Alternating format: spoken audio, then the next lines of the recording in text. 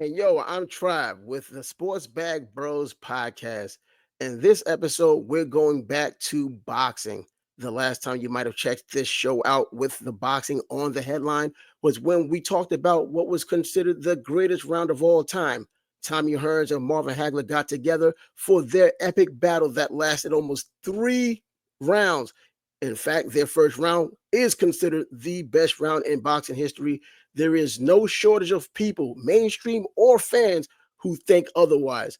Nevertheless, I dug into the archives and I came up with something else. That something else is Diego Corrales, Jose Luis Castillo getting together in 2005, May 7th, for the WBC and WBO title. It was on the line, and those two got together and put on an epic battle. Let's check it out, and then I'll comment a little bit later. Tony doesn't want this team to be decided because he took a point away as close as it is. I think it's better to err on the side of caution as long as it's not a really severe low blow that's got him bent over and has to stop. I just hate to see points taken away on that. Right. But if there's another one, I think he will be taken. I think he will. You're right. Corrales, despite us. There goes Corrales. A shot. Accurate left hook to the face for Castillo.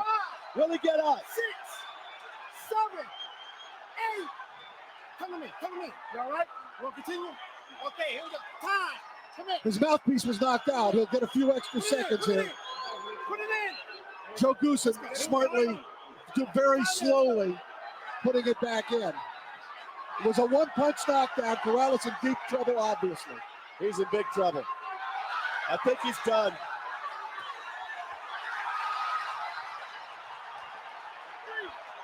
4, 5, 6, 7, 8, 9. Come here. You all right? I'm going to penalize you. Take the one point off. Time. Now this is really becoming a huge round for Castillo. If the bell, he's taking a point away from Castillo, from Corrales, for spitting out the mouthpiece. For losing the mouthpiece twice. He didn't even know what happened. Here we go. I think This would be a 10-6 round then. Could be. he didn't know he dropped the mouthpiece. He didn't know it. Boy, Castillo looking to finish this thing up. Corrales, a desperate fighter, and a right hand for Corrales staggers Castillo. Oh my goodness. Can he survive this? A left hook, Castillo's staggered once again.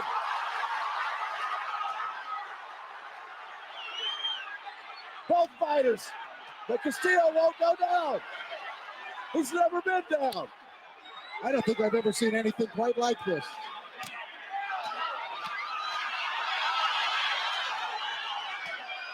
Left hook from Corrales. Castillo's wobbly. Now here comes Corrales. Unbelievable.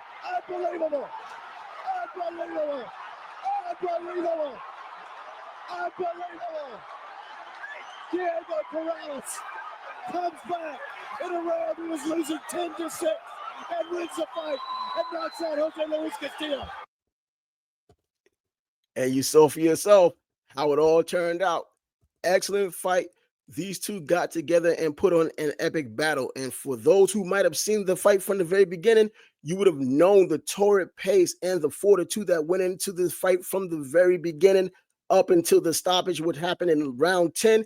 It was a TKO. It was a shorter round because it didn't last the entire 3 minutes, but certainly still a round for the ages that couldn't be considered one of the greatest rounds of all time. The fight considered one of the greatest rounds of all time. I have it as my number one greatest fights of all time.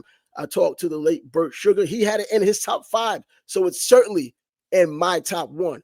So to give a little context between what had happened in this fight and just think about these two fighters and who they really were, they had that one opponent in common. And you know who that opponent is. Floyd Mayweather. In fact, Floyd Mayweather took on Jose Luis Castillo at 135 pounds. And their first fight, they fought 2 times. And in their first fight, If you know boxing, you know there are many people out there. In fact, there isn't a shortage of people out there who believe that Floyd Mayweather had his first loss in that fight. However, the judges saw it differently.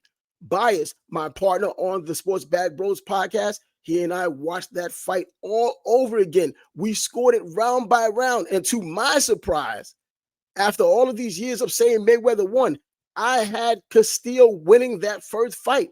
However, our scorecards didn't matter. It was all for fun. The official cards are the official cards. Floyd is still 50-0 to this day officially, but it lets you know the kind of problem Castillo was in that first fight. Yes, Floyd did have a shoulder injury, but he still chose to fight. And in their rematch, he showed how great he really was. He won that fight and moved on. We also know that Floyd fought Jose Luis Castillo. That time, he fought Diego Corrales at 130 pounds. Diego at the time was destroying everyone. He was about to move up to 135 pounds. He chose not to. He came down for the big fight against the big dog who Floyd Mayweather was. And in that fight, may have been one of Floyd's greatest accomplishments, one of Floyd's greatest fights. He knocked down Corrales 5 times to a 10th round stoppage where Corrales' corner had seen enough and decided to stop it. Corrales argued with his corner. Floyd Mayweather got another win, moved on, became great as we know him to be. But looking at these two fighters and comparing how they were in terms of power, if you look at Jose Luis Castillo, Jose Luis Castillo, out of his, at the time, 52 fights, 46 of those were by KO. If you look at Diego Corrales, out of his 39 wins at that point, he had 32 KOs. So these guys were fighters who did not play around. And as you saw in that final round of that fight, Diego Corrales had the late power you talk about with great fighters. And you saw during even that 10 rounds, as short as it may have been, you saw how Diego Corrales was able to hurt Castillo that late, but Castillo hurt him twice. The strategy behind it. Castillo knocks him down. The mouthpiece comes out inadvertently that time. The second time, not so much inadvertently, but deliberately. That's why Tony Weeks, the referee, took away the point. But also, give credit where credit is due when there's a corner who could really help you out. And Joe Goosen, along with Angelo Dundee, had their moment in the corner. And that time, Joe Goosen slowly put the mouthpiece in. I think you heard the commentary on it. Slowly put the mouthpiece back in his mouth, gave him a little bit more time.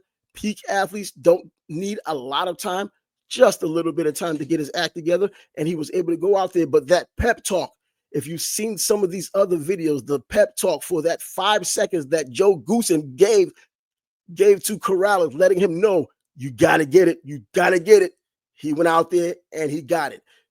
This is one of those fights that brings boxing into perspective, because you think about these boxers and you see the skill level, you say who's more skilled, you say who's the baddest man, but when it comes down to fortitude, only a handful of fighters have the fortitude to do what these two guys had done. To get to that level, you have to fight to that level. To go at the pace they started at, to end with the pace they ended at, you don't just show up there. You have to work your way there. And it's a painful journey getting to that point. Seeing the jabs that were thrown later in the fight with Castillo trying to set things up, well, you can teach the jab. You can teach the right hand. You can teach distancing. You can't teach what's in the heart. Those two showed an immense amount of heart. It just happened to be Diego Corrales was able to dig a little deeper in his soul, a little deeper in his heart. The commentary thought the fight was over and that Castillo was going to win because it looked like that until it did not look like that. Tony Weeks did a good job and a fair job of stopping the fight because Castillo was out on his feet at that moment. So I don't think there's any real problem with the way the fight ended and how Tony Weeks had to stop it, because he was out on his feet. Castillo certainly out on his feet. And because of that, we got the ending we had gotten. Diego Corrales, the late Diego Corrales, who ended up passing away, certainly is missed, showed his heart. These two did show their heart. They showed why boxing is what it is. Hopefully it gets back to those days, because those are the memories that we hold dear and near, but we know why we have what we have right now. Keep up with us on the Sports Bag Bros podcast.